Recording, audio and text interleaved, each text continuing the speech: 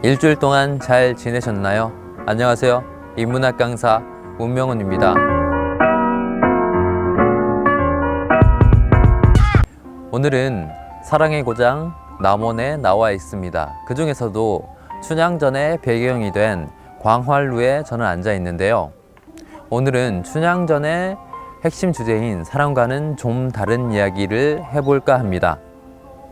최근 폭행 관련 뉴스가 자주 등장합니다.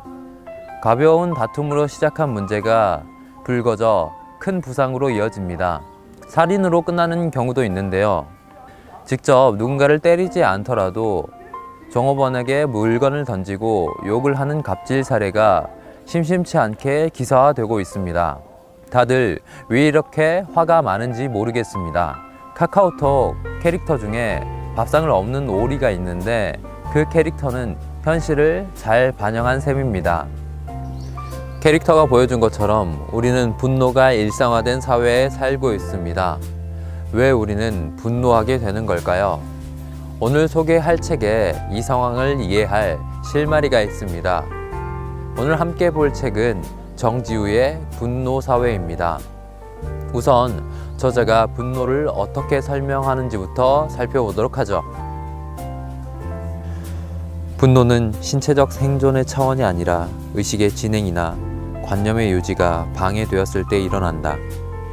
일상적으로 우리가 친구에게 분노를 느꼈다고 하면 대체로 내가 믿는 어떤 도리를 친구가 어겼기 때문이다.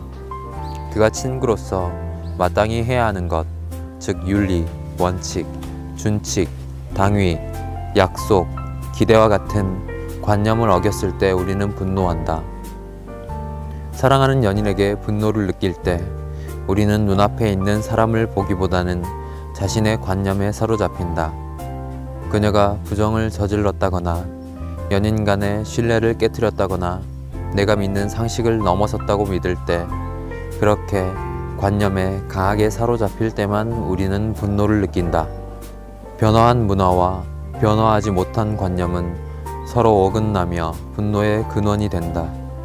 더 정확히 말하면 사회적 믿음을 기반으로 한 자기 정체성이 흔들릴 때 사람들은 가장 극도의 분노를 내보인다. 우리는 당연하다고 생각했던 것들이 부정당할 때 분노하게 됩니다. 그런데 모든 분노가 같은 맥락에 있는 건 아닙니다.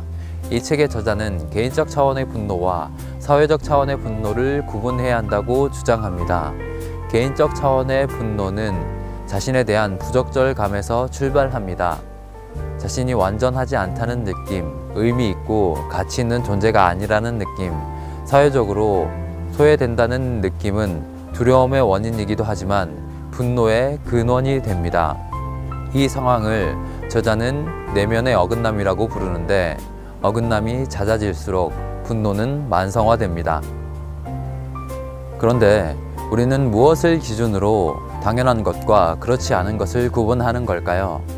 종업원에게 물건을 던지고 욕을 하는 손님은 자신이 화를 낼 권리와 나름의 이유가 있다고 생각할 겁니다. 지나가는 동남아 출신의 외국인에게 화를 내는 사람에게도 나름의 이유는 있을 테죠. 그렇지만 이때의 분노는 이해받을 수도 정당화할 수도 없습니다. 열등감과 피해의식에서 나온 거니까요.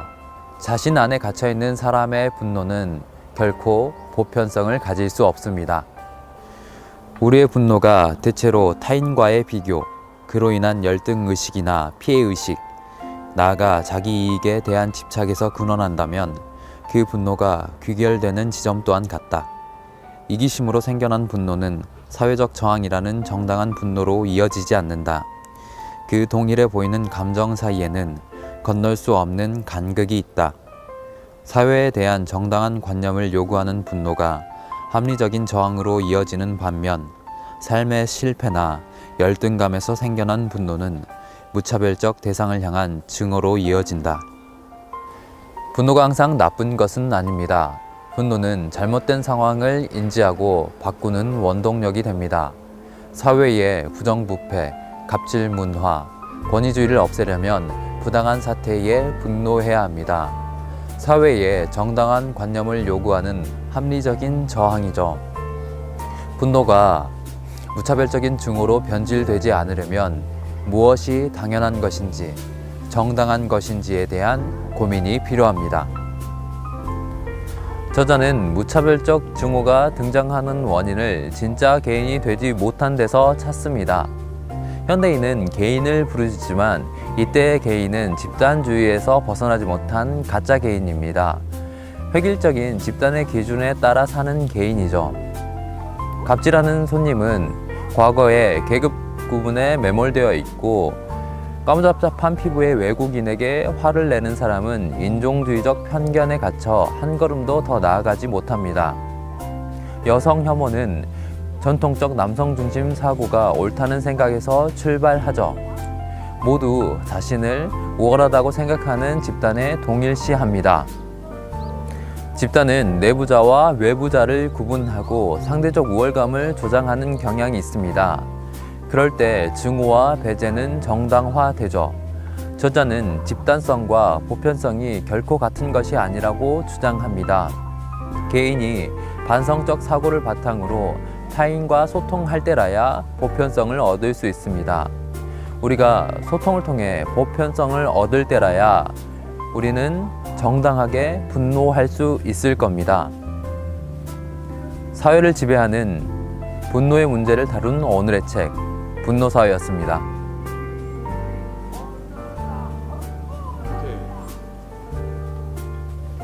캐릭터가 보여주고 있는 것처럼 우리는 분노가 일상화된 사회에 살고 있습니다. 왜 우리는 분노하게 되는 걸까요? 너무 짧다.